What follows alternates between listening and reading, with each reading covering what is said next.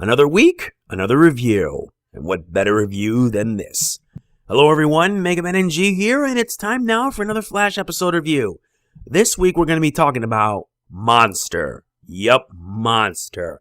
This one is rather a double-edged sword, because it's a double meaning.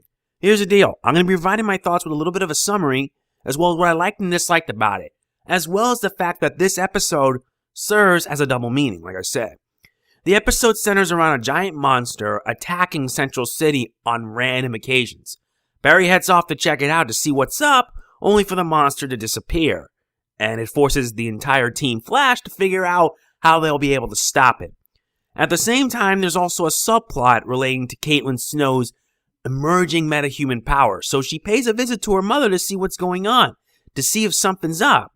What Caitlin finds is anything but. It isn't much of a summary because, let's face it, there is no villain of the week, which is surprising since, after all, this is an episode of sorts. But Monster has a double meaning.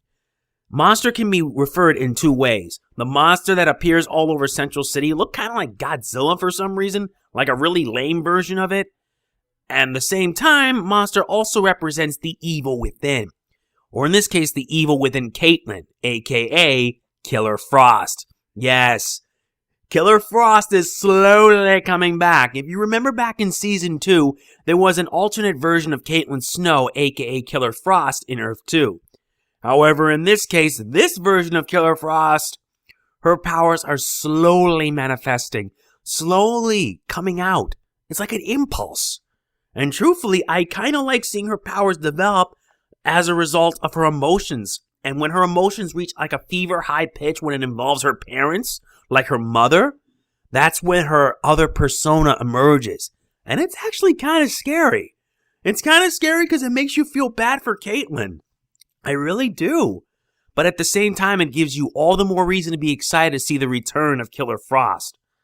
And I really am looking forward to when she actually does make her appearance be known. But other than that, the episode was really good. It's centered more on character development and the like.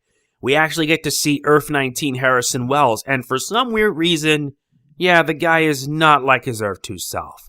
He says he's a scientist and a novelist. And the weird thing about this, that this version of Wells, H.R. Wells, I have this weird feeling that his name is sort of like an amalgam of H.G. Wells, the guy who wrote The Time Machine. However, in this case, it's H.R. Wells, and he's a bit of a con man.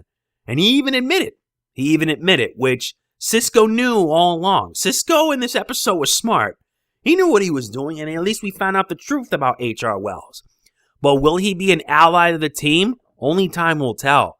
This episode also digs deeper not only into H.R. Wells' life, but also other characters. Caitlin being one of them, and you can't help but feel bad for her. The other one, Julian Albert. And yeah, I've said it already, not a lot of people don't really like Julian Albert. But as the episodes went on, you can't help but slowly grow to like him. Me, after this episode, I can't help but like the guy. Because, yes, this guy comes from a wealthy family. He wanted to do something that his parents wouldn't allow, and he became a scientist. But you can't help but feel bad because he threw what he really wanted away for what he really dreamt for. And you can't help but feel bad since, well, he has a hatred for metahumans. And upon meeting Barry and talking with him, you can't help but feel bad for him. In the end, it turns out that Barry and Julian are actually going to get along just fine. And I liked it. I liked it that the two are now getting along. And hopefully when they do get along a lot better, it'll make things more fun in the later episodes. And hopefully, well, my worry is that if Julian found out that Barry was the Flash, it'd be problematic. But hey, only time will tell. But other than that, this episode is very strong. It's very strong on characterization, and it's also very strong in the writing department. The writing is just, it's really good. I really do mean that. But I feel that sometimes the writing can get a bit patty. It's like padding, so to speak. But what can I say? At least the action was spot on. There wasn't like a real villain of the week. But if you want to know, the villain of the week was just a kid. A kid that had like some problems. But like bullying, and he wanted to be strong enough so that way he would spread fear to others. It's understandable. It truly is understandable. It really is understandable. And you can't help but feel bad for the kid. We never even get to know who the kid's real name is. It's sad, too. So if I were to rate this episode, I'm giving it an 8. I'm giving it a solid 8 because what really made it strong was not only the acting, but also the characterization and the character development.